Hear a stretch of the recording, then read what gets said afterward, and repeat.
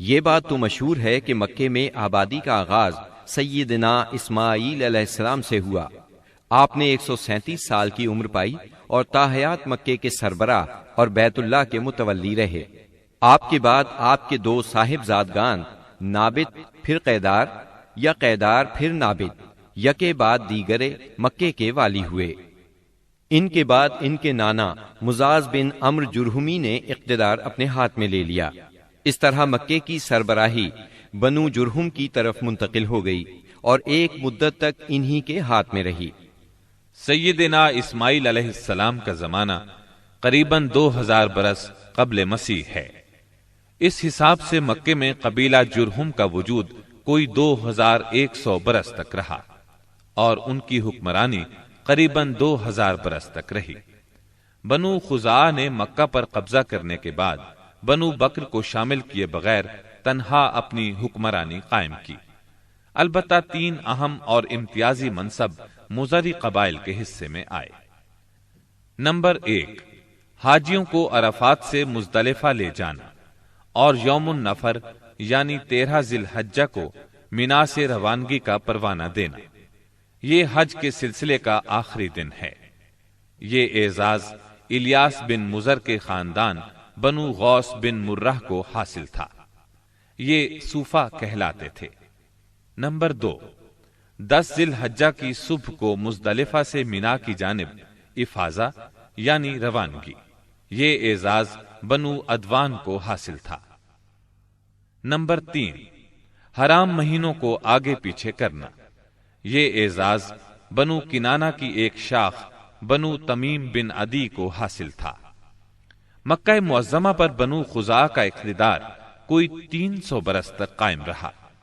یہی زمانہ تھا جب عدنانی قبائل مکے اور حجاز سے نکل کر نجد، عراق کے اطراف اور بحرین وغیرہ میں پھیلے اور مکے کے اطراف میں قریش کی صرف چند شاخیں باقی رہیں، مگر مکے کی حکومت اور بیت اللہ کی تولیت میں ان کا کوئی حصہ نہ تھا، یہاں تک کہ قصی بن کلاب کا دور آیا۔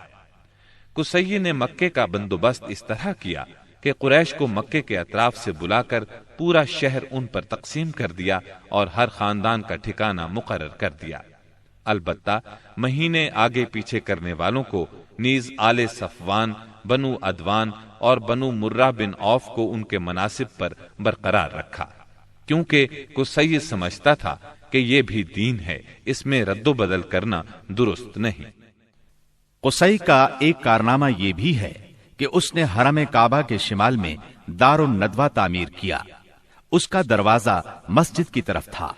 دار الندوہ دراصل قریش کی پارلیمنٹ تھی، جہاں تمام بڑے بڑے اور اہم معاملات کے فیصلے ہوتے تھے۔ قریش پر دار الندوہ کے بڑے احسانات ہیں، کیونکہ یہ ان کے اتحاد کا ضامن تھا اور یہیں ان کے الجھے ہوئے مسائل احسن طریقے سے طے ہوتے تھے۔ قصی کو سربراہی اور عظمت کے یہ مرتبے حاصل تھے۔ نمبر 1، دار الندوہ کی صدارت، جہاں بڑے بڑے معاملات کے بارے میں مشورے ہوتے تھے اور جہاں یہ لوگ اپنی بیٹیوں کی شادیاں بھی کرتے تھے۔ نمبر 2، لوا یعنی جنگ کا پرچم قصی ہی کے ہاتھوں باندھا جاتا تھا۔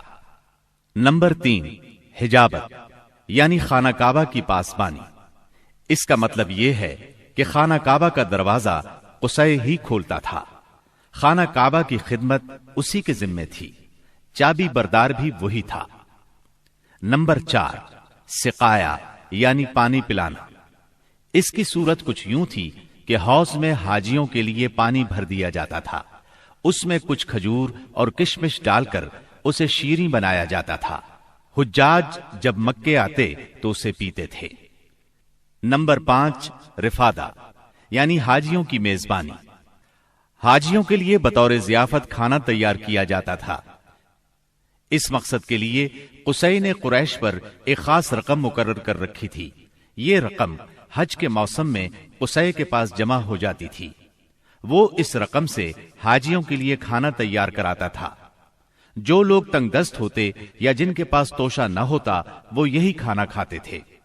ان کے علاوہ کچھ اور عہدے بھی تھے جنہیں قریش نے آپس میں تقسیم کر رکھا تھا۔ ان کی تفصیل یہ ہے۔ نمبر 1، ایسار یعنی فال گیری، قسمت کا حال دریافت کرنے کے لیے بتوں کے پاس جو تیر رکھے رہتے تھے ان کی تولیت، یہ منصب بنو جمح کو حاصل تھا۔ نمبر 2، مالیات کا نظم یعنی بتوں کا تقرب حاصل کرنے کے لیے جو نذرانے اور قربانیاں پیش کی جاتی تھیں ان کا انتظام کرنا، جھگڑوں اور مقدمات کا فیصلہ کرنا، یہ کام بنو سہم کو سونپا گیا۔ نمبر 3، شورا، یہ اعزاز بنو اسد کو حاصل تھا۔ نمبر 4، اشناق یعنی دیت اور جرمانوں کا نظم، اس منصب پر بنو تیم فائز تھے۔ نمبر 5، عقاب یعنی قومی پرچم اٹھانا، یہ بنو امیہ کا کام تھا۔ نمبر 6، قبہ یعنی فوجی کیمپ کا انتظام اور شاہ سواروں کی قیادت، یہ کام بنو مخزوم کے حصے میں آیا تھا۔ نمبر 7، سفارت، یہ منصب بنو عدی کا تھا۔ ہم قحطانی اور عدنانی قبائل کے وطن چھوڑنے کا ذکر کر چکے ہیں۔ ان قبائل میں سرداری نظام رائج تھا، قبیلے خود اپنا سردار مقرر کرتے تھے۔ قبائلی سرداروں کا درجہ اپنی قوم میں بادشاہوں جیسا تھا۔ قبیلہ صلح اور جنگ میں بہرحال اپنے سردار کے فیصلے کا پابند ہوتا تھا۔ سردار کو وہی اقتدار اور اختیارات حاصل تھے جو کسی بادشاہ کو ہوا کرتے ہیں۔ حتیٰ کہ بعض سرداروں کا یہ حال تھا کہ اگر کبھی وہ بگڑ جاتے تھے تو ہزاروں تلواریں بے نیام ہو جاتی تھیں، اور وہ یہ بھی نہیں پوچھتے تھے کہ سردار کے غصے کا سبب کیا ہے۔ اب رہا سیاسی حالات کا مسئلہ۔ جزیرت العرب کے 3 سرحدی علاقے تھے، یہ تینوں غیر ممالک کے پڑوس میں تھے۔ ان کی سیاسی حالت سخت پریشان کن تھی۔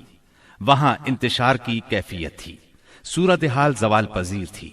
انسان مالک تھا یا غلام، حاکم تھا یا محکوم، بس انہی 2 طبقوں میں بٹا ہوا تھا۔ تمام تر فوائد سربراہوں کو، خاص طور پر غیر ملکی سربراہوں کو حاصل تھے، اور سارا بوجھ غلاموں کے سر تھا۔ وہ طرح طرح کے ظلم و ستم برداشت کرتے تھے، زبان نہیں کھول سکتے تھے کیونکہ حکمرانی جبری تھی۔ انسانی حقوق نام کی کسی چیز کا دور دور تک وجود نہیں تھا۔